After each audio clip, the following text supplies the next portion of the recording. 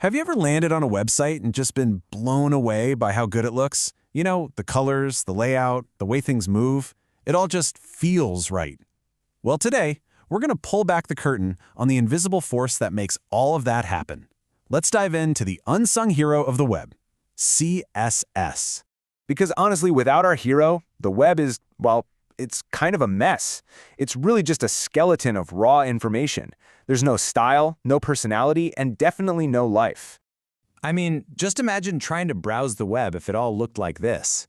It's just a wall of structured text from a technical manual. Sure, it's functional, but you wouldn't want to hang out there, right?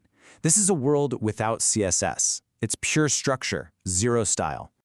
So let's start right there, in that world without style, because to really appreciate just how much of a game changer CSS is, you first have to understand the problem it was born to solve.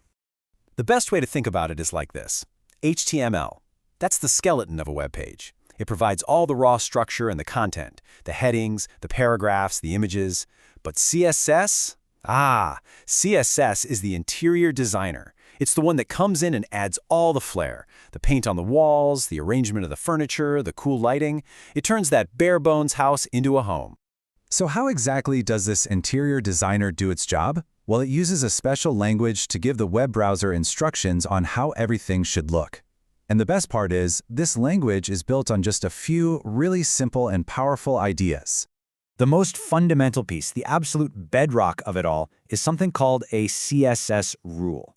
And what's wild is that basically every style instruction you see on the web, no matter how complex, boils down to this simple two-part structure: a selector and a declaration block.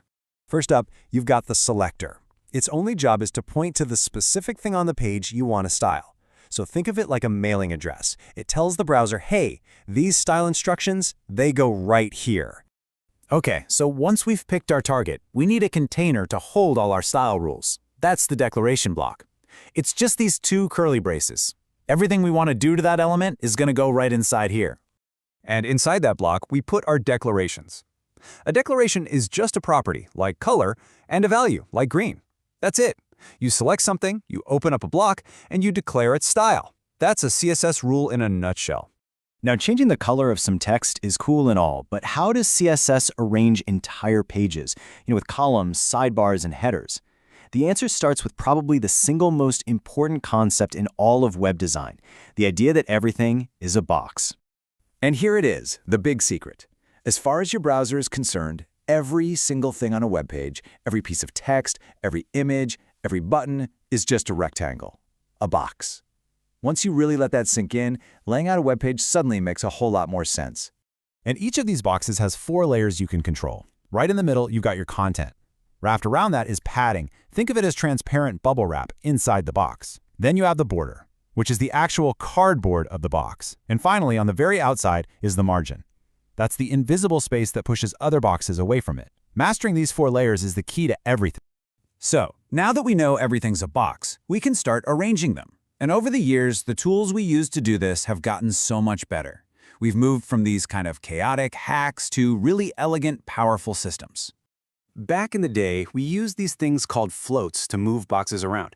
And it kind of worked, but it was like building a house of cards. Super tricky, really fragile, and things could fall apart fast. But today we have amazing tools like Flexbox and Grid, which are designed from the ground up to create complex layouts with way more control and way fewer headaches. So what can these modern tools actually do? Well, for years, and I mean years, it was a huge running joke among developers how ridiculously hard it was to perfectly center something in the middle of a page. With a tool like Flexbox, it's literally 1 or 2 lines of code. It is an absolute game changer. But CSS isn't just about static pages and colors. Oh no, it's also the magic behind all the fluid, dynamic motion that makes modern websites feel so alive. One of the easiest ways to add a little motion is with something called a transition. This just tells the browser, hey, when this thing changes, like its background color when you hover over it, don't just snap to the new look, animate it smoothly. And the code for this is just beautiful. A single line can tell the browser, hey, watch the background color. If it ever changes, take half a second to ease into the new one. That is an incredible amount of power for so little code. But what if you want something more complex? Not just a simple A to B change, but a whole little multi-step sequence. like making an icon bounce. For that, we use keyframe animations, which give you pinpoint control over the entire animation, from start to finish. And on top of that, CSS gives us transforms. These let us mess with an element's actual shape and position. We can rotate it, scale it bigger or smaller, skew it sideways, or translate it, which is just a fancy word for moving it. Combine these with animations, and the creative possibilities are just endless. So as you can see, CSS does so much more than just color some text. It takes that raw HTML skeleton, gives it a solid body with the box model, arranges it beautifully with tools like Flexbox and Grid, and then it breathes life into it with transitions and animations and transforms. It really is the unsung hero that turns plain, boring documents into the rich, interactive experiences we use every single day. So the next time you're browsing the web, maybe you'll see it a little differently. Not just a page, but a carefully constructed world of styled boxes. Now that you've seen the code behind the curtain, will you ever look at a web page the same way again?